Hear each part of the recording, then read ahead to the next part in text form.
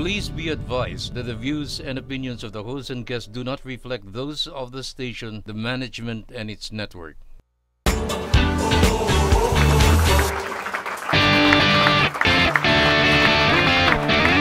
You are still watching Millennial TV. Kanina bago tayo mag-commercial break, we ended our segment sharing our thoughts about dreams versus what we need, and now we will be sharing some tips on what to put and not to put on your resume. Yes, magkaiba kasi yan. Merong resume na para sa fresh grad, tsaka dun sa may mga experience na. So ano yung pwede dun sa fresh grad, tsaka dun sa may experience? Correct. Diyos ko, marami ako share na tips dyan because when I was in college, tinatry ko talaga mag-working student. And, I was very malnourished. So, hindi ako papasa. Isip nila, like, hindi mo kakayanin. So, after graduation, I remember na nag-a-apply na ako sa isang BPO company noon. Alam mo yun yung kapag kailangan nyo ng grad pick, so kailangan naka-formal kayo sa school, o kaya naman naglalakad kayo ng final defense sa thesis, so naka-formal kami. So, sinasabay ko na yung kasi sayang mo yung outfit and yung makeup galore. So, nag-i-interview na ako sa mga nagja-jobs fair sa namin noon. I remember, yung nilagay ko agad sa resume noon, kasi may mga nabasa na akong tips na kailangan at least 1 page or 2 pages lang. Kung fresh grad, 1 page is okay. Yeah. Huwag yung sobrang daming lagay o huwag masyadong wordy, and then huwag yung lagyan ng mga mga font na design, ganyan. Keep it as professional, yes, yung mga color. And then, I would say, if you're still in college right now, mag-invest ka dun sa mga, or make sure that you have the certificates doon sa mga training and seminars na inattenan mo. Kasi since wala kang experience pa, yung employer, titingin siya sa kung ano yung, kung equipped ka na ba. Yes. Personality development. Lalo na sa competitive na, mga hiring na baka ang maging difference kung same skill set lang kayo would be these certificates or other short courses na extracurricular ka. Kung naging student paper, ano ba yan? Sa student paper, mga ganyan. Anything that will boost your market value or something like that, especially wala ka pang experience. Gusto ko lang tumalon dun sa point mo kanina na yung mga palipat-lipat ng courses and how that might look like on your CV. Ako, one useful tip that I can provide for people na nagbe-build ng CV nila is kahit medyo, let's say marami kang mga naging past courses na iba dun sa tinapos mo. Oo. Ipakita mo lang kung how that past course, for example, you shifted from let's say medicine to let's say the arts. Yes. Diba? Ano yung mga na-take up mong units sa medicine and how does that help you kahit hindi agad obvious as you go into your new career? Kasi one thing that lalo na yung mga young millennials natin or Gen Zs applying for the first time, when you actually get to work, it's not just going to be how good you are coming out of school. Marami kasi dyan yung mga clerical and yung mga managerial parts of work, yung mga putting in the time. And honestly, hindi nakukuha sa ganda ng resume or sa ganda ng inaano mo yan.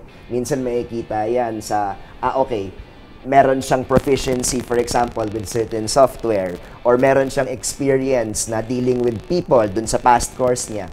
Now, all of a sudden, you become more attractive doon sa eventual job mo, even if you're citing from experiences from another job or from another course. Did you put your picture, Zarah, sa resume mo? So, advantage ba yun na parang you have a picture or attractive? Dati nga piniprint pa set card yung in-apply mo lang. Confident ako sa picture ko. May mga nabasa kasi ako na parang you don't really have to put your picture daw. Dati nga, di ba, piniprint pa yan. Or biodata pa yan before when mga 90s, ganyan ka old school. Kasi yun nga, parang debatable yan na parang do you have to put your picture sa resume mo, especially kung hindi naman kailangan, like you're not applying as a model or as someone na kailangan talaga very kita yung face. A grad pic wouldn't hurt or a simple color shift na picture. Professional. Parang shots sa studio. Or passport photo. Hindi selfie. Oo, yung may filter. Hindi top view, hindi mga yun nga, yung sinabi kanina ni Chris, keep it professional. Even in your email addresses, you have to make sure that Use it's your childhood emails, guys. Ano mang email address mo nun, Chris? Oh my God. Ay, sige. Nabasa. Mysterious, gorgeous boy, boy next door at Yahoo. Full name. Chris Abaya. Abaya. Ano ba yan? Hindi ka dumaan sa childhood. Boring. Yung may mga maldito, etc. Hindi ka malang gumamit ng mga, yung parang ladiesman Hindi. at yahoo.com. Hindi. Never. Basta tayo mysterious hunk na yung ginamit Yung niya nung mga- panahon. mga- Mysterious hunk Sa'yo. at yahoo.com. Correct. Ano ba yung... Ikaw, Zara. Nakakahiya yung aminin. Yes. Jai kasi nickname ko sa bahay. So, yun, Jai. Jai Yeah. Kikay Ano? at Yahoo. Wala Yeah, ko. Jai, What I Kikay. recommend is that you use your first name or kahit Yes. yung nickname mo and then your last name kasi it's My easier to birthday. distinguish then. And yeah, just to keep it professional nga yun. Yun nakalagay doon and then highlight nga kung ano yung mga parang strengths mo. Like for example, if you can type 50 words per minute, ilagay mo yun doon. Ano pa ba? Nanalo ka sa ganitong contest, ilagay mo yun doon kasi parang nakikita nila kung dito na-manage niya yung pressure or kung ito nakayanan niya or kung ganyan, ibig sabihin, ready na to. Parang mas susugol sa'yo yung company. Ayun, that's just for me. Para sa akin naman, pag kung gagawa ka ng resume na experience ka na, straight to the point. Yeah. Diba? Name, then yung recent agad. Yeah. Then hanggang sa past. Nag-evolve din kasi yung mga resume ngayon. Before may mga Dati may mga classical blood pang type. objective, Yung mga blood type, blood may type, height, religion, I still put mga ganun objective. You know, parang personal information. religion. I And still ito put pa, may objective. mga naglalagay pa ng yung mga hindi naman relevant na Ngayon nga medyo infographic na yung parang more on highlight mo yung mga numbers. For example, kung ganitong year ka na-employ or kung ganitong kalaki Yung timeline. Timeline, Yes. and then kung gaano kalaki yung na-save sa company because of your project, because of your idea, ilagay mo yun doon. Parang, It gets easier to make it actually coming from someone na may 10 years of work experience na. Siyempre, every year you try to update it kahit hindi ka naman naghahanap ng work. And for obvious reasons, I'm looking for work now. So, hire Joaqui sa mga employers. but it gets easier kasi when you look back on the body of work you've done, including yung actual campaign experience, ako sinama ko sa resume yun na parang I ran for city council, blah, blah, blah, and these were my platforms dapat. And take advantage of the technology right now. A lot of people are, you should have your LinkedIn account or JobStreet, whatever, or something like that. Kasi a lot of employers are going digital as well. Kasi syempre, paper is, like, kapag kailangan madali siya makakonsume. And then, nasan ba karamihan ng mga employers paper ngayon? is bad for nature. They are active online. So, I suggest have a decent and professional profile and then make sure to put all your tags there. Like, for example, ano yung mga degree mo, certifications, if you're an engineer architect. Kasi marami mga naghahanap ng work based on algorithm. And, jobs will actually find you. Hindi na ikaw yung kailangan maghanap sa mga jobs. That's what Pero I suggest ko rin na maganda rin yung mag-walk-in. Kasi pag nag-walk-in ka, makakapag-inquire ka. Hindi That's kaya ng true. pag nag-send ka lang ng email, kadalasan Pwedeng minsan hindi hindi dead naman man, ganun sumasagot, yan. di ba? Hindi Correct, naman correct. sumasagot. Yeah. Maganda mag-walk-in ka pa rin, di ba? Exactly. And then speaking of that, syempre kasi kapag successful yung resume mo, kapag yung mga nag-walk-in, syempre tatawagin ka nila for interview if na-impress sila sa credentials mo, sa CV, resume, or sa application form na sinabit mo online. So, you're gonna be invited for an interview. How do you prepare for an interview, Chris? Isa pa yung looks mo, di ba? Yeah, how do you get Maraming ready points for let's say especially for mga fresh grads ngayon na very conscious pa with how they look, wala pa silang investments ng mga outfit and all that. Ayun, dress up. Pinaka-common yung long sleeve tie. Ganun. Yeah. Yan. Tapos dapat hindi Slacks. kita yung ankle, dapat yung socks mo as in covered lahat. Yeah. Ganun. Dapat, kasi di ba, first impression last. Yeah, corporate. Hindi naman kailangan Kung maging corporate, branded Depende na pa rin sa Louis ina-applyan, Vuitton na di ba? suit. Correct, depende. yeah. Corporate. Hindi lahat corporate. Corporate lang. Kaya nga nun sa mga ano, Or if not pag corporate, smart casual. Yes. Smart casual. Look presentable and depende rin siya dun sa parang ina-apply ninyo. Kasi for example, kung mag-apply ka ng carpenter, hindi mo naman kailangan mag-suit and tie, right? So kung ina-apply mo, depende. Kailangan lagi mo siyang isipin ano yung brand ng company na to. Kasi maraming brands ngayon na very chill. Like for example, yung mga Google, ano ganyan. Mga media and advertising jobs. Like yung mga chillax na mga working environment kaya BPO. they're fine with you arriving there in shirts and jeans.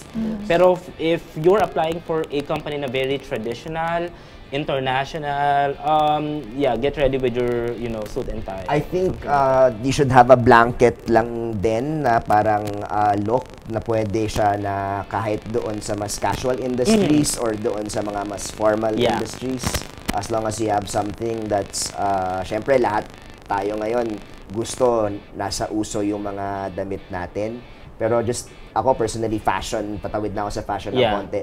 I always keep a set in my closet na mga classic pieces that don't go away. Correct. So mga plain polos na button down. Yeah, mga essentials. Mga slacks na fitting. And as you mentioned kanina, Joaqui, na it doesn't have to be like super branded or yung parang na kailangan They parang don't yung mga care. Guys, Kahit pumunta kayo ng mo ukay-ukay, Yeah, ang dami-dami doon. Marami. Like, kung mag-share lang kami dito ng mga tips, meron kaming previous episode about tipid tips for millennials. I-check nyo doon, umorder kayo online, 100, 150, 200, meron na kayong terno. So, like, how about you, Zarah? Parang ano yung mga tips mo for especially girls na ngayon, syempre, kailangan nilang pabibo, di ba, sa outfit? Smart casual lang. And Like keep blazer yourself clean. Lalo na sa hair. Yeah. And keep it ponytail. Yeah. Ganon. Ponytail. Tapos yung mga skirt and all. Oo. Parang feeling ko It mag-invest depends really kayo sa... talaga where you apply. Siguro research na din where you're applying, yung mga companies, yung mga website nila. Maraming ganyan eh. Kasi marami ring companies na very progressive na they don't require. Correct. Yeah. Which is good. So, I think keep it simple lang talaga and minimalist. I like what you said na parang research about the company or the job that you're applying for, di ba? Kasi nga, for example, yun nga, very formal. I suggest tumambay kayo. Like, for example, nag-apply ka sa Ayala to, yung building nila. Check mo doon yung mga naka-uniform. Ano ba yung itsurahan nila? Like, very chill ba to? May mga nag-rubber shoes ba doon? Or kailangan naka-slacks and black shoes or whatever, or paano yung datingan, gano'n. Fake it till you make it, di ba? Tsaka huwag masyado mag-focus sa damit. Yeah. Huwag masyado mag-focus sa damit. Basta presentable ka.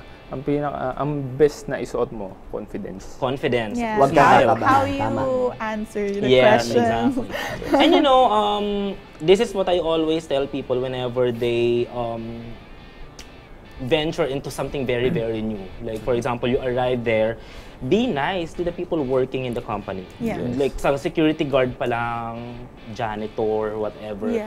Treat them with respect. Kasi doon pa lang sa pila yung sanabi mo. Isa yun first, sa diba? mga kaboost ng confidence. Tsaka, para maboost yung confidence mo, isipin mo, ikaw yung magaling. Magaling ka. Yeah. Isipin mo na fit ka sa position. Yes. Yun. Believe in your own potential. Kasi lalabas yun sa interview mo. And tip ko lang din, smile.